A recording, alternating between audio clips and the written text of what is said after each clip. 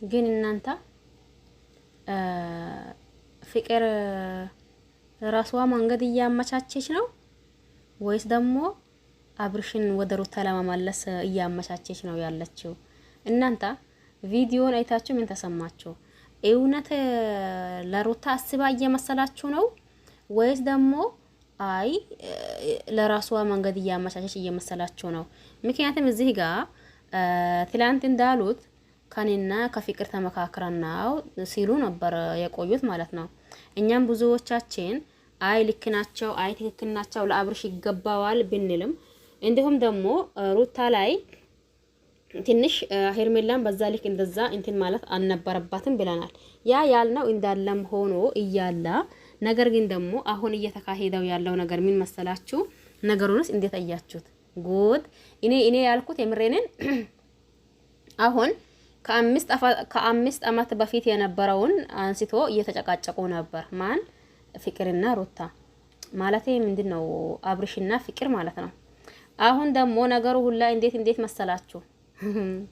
ጉድ ነው። ወደን ሳይሆን ተገደን ግራ እየተጋባ ነው ያለ ነው።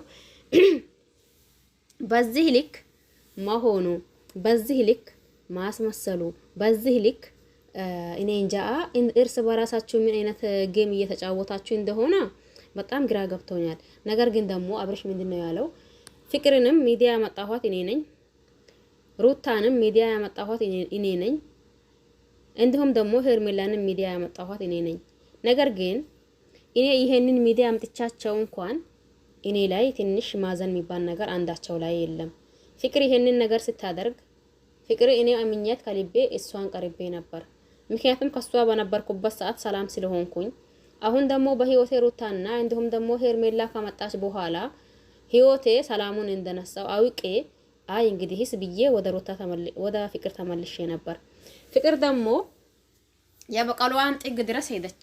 ፍቅር እኔን በምን እንደተበቀለችኝ ማወቅ እፈልጋለሁ።